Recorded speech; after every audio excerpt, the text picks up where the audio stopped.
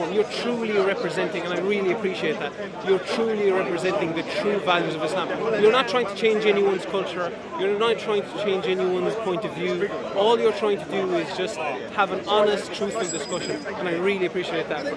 So what you're saying is you get your morality from the common denominator of the faiths, yeah? So you see what's common, and that's where you get your morality from.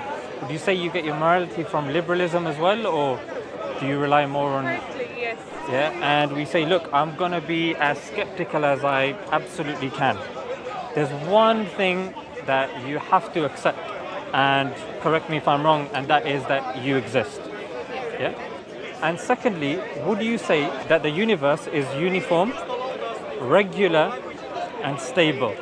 And what I mean by this, how comes this watch is not exploding haphazardly and randomly? Why is this not randomly exploding or floating away or just disappearing? You know how they say in quantum physics, isn't it? That something can just disappear and something can start floating away. So I would have to disagree. So here this is where I'm going to check you up. So the universe is not stable and the universe is not uniform. What was the first thing that you said about the universe? Uniform, regular, and stable. So it's not any of them. You have to assume that there is enough stability in the universe that you are able to reach home without cars randomly floating, without trees randomly floating. You can't do science.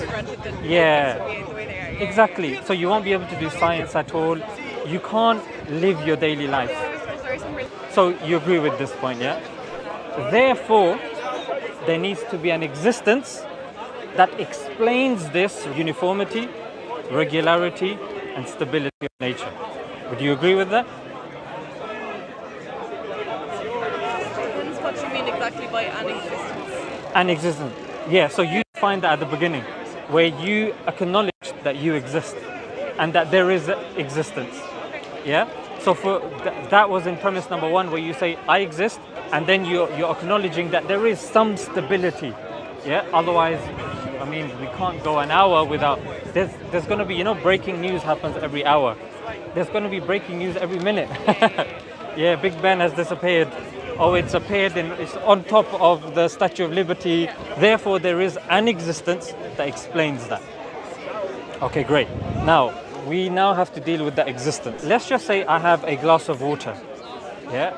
Can you say, logically, I can create, say, a watch, or I can create a sandwich, or your chain from that glass of water? No, not without other things, no. So you're saying in order to make something, you need to have those qualities to begin with. Do you agree with that? Okay, great. Would you accept that in your observation of what's around you, there is consciousness, there's awareness of our existence, there is will, and then we agree there is power?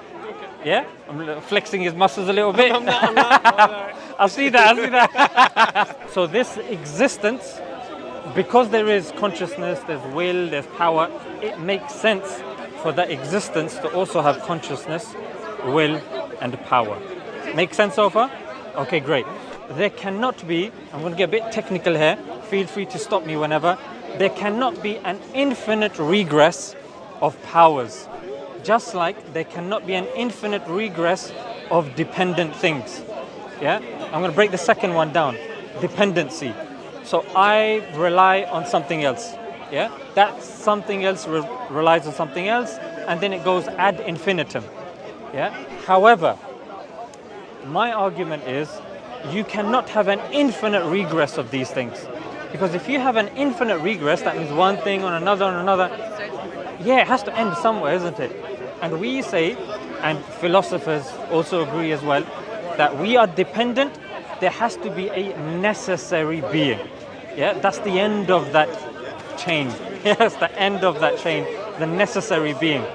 And then we now acknowledge that that necessary being has consciousness, has will and power, and there's nothing that came before it.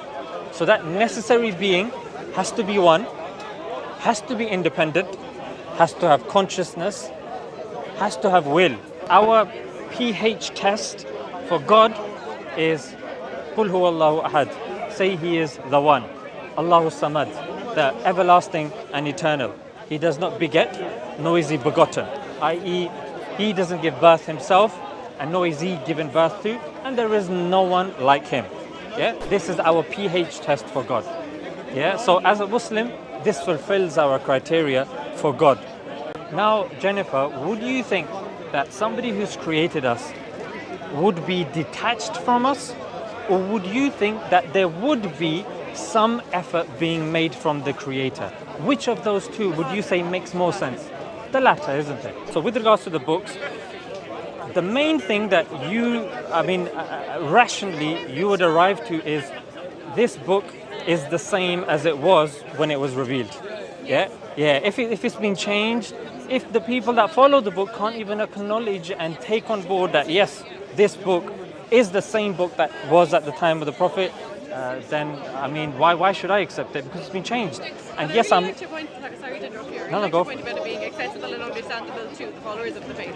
Yeah, 100%. There's a fragment of the Quran which is dated all the way to the time of the Prophet, and that fragment is not in Saudi Arabia, it's not in Iran, it's not in Iraq, it's not in Afghanistan. It's actually in this country, and it's in the University of Birmingham.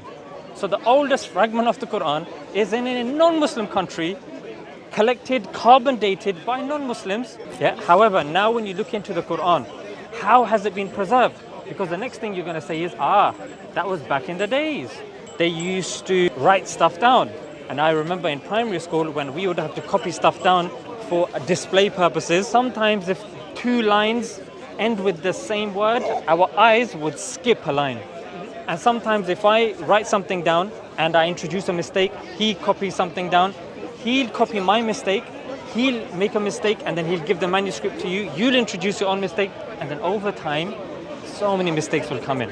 This way of missing words and missing lines because of two words being the same, they're actually called homouteliuton and parablepsis. You might be thinking, okay, but the Quran was copied as well, isn't it? No. Out of all the holy books, Quran is the only one that is memorized cover to cover. You might be thinking, okay, I'm impressed, but I'm not too impressed because maybe you need to do that mind palace that Sherlock Holmes does and you have to really work on it. No. We have kids as young as 6 that have memorized the Quran, and approximately, according to one study, 11 million people on this planet have memorized the Quran. Christians. I've been here for a long time. I put stuff online. Not a single Christian has come and said, we found a Christian that has memorized the Bible. Not one Hindu has come and said, somebody has memorized the Vedas. The third thing and final thing I'm going to leave you with is the Prophet. Yeah, you got all these people making claims. There's one book, you can grab it before you go. It's called Forbidden Prophecies. Yeah, you've got people, the Mayans, the 2012, they said the world was going to end. The I Ching, the Chinese, the Scientologists, and all these guys, notice their prophecies. And then notice when the Prophet Muhammad makes a prophecy. His prophecy is specific. For example, at the time of the Prophet, the Byzantines were losing against the Persians. However, the Prophet, peace be upon him, said, no problem. The Prophet, peace be upon him, said, within 9 years, the Byzantines will beat the Persians. Now, at that time, they were losing. There was a plague. They were being attacked by the plague. They didn't have the artillery. They were in problems. However, within 9 years, they did beat the Persians. And this can be verified by a non-Muslim at that time, whose transcript we have is called the Chronicles of Theophanes. And the final thing that I'm going to leave you with is how we preserve the sayings of the Prophet through the chains of narration. I can give you something the Prophet said, and I can tell you who narrated from the Prophet, who narrated from him, and who narrated from him. And there's a narration of the Prophet that he said, don't kill women and children. Yeah. So the Prophet narrated this, and Abdullah bin Umar heard it from the Prophet. Nafi heard it from Abdullah bin Umar. Imam Malik heard it from Nafi. And then we can pick it up from their book. Brother, thank you so much. My pleasure, my pleasure. Food for thought. Food for thought. Thank you so much. My pleasure.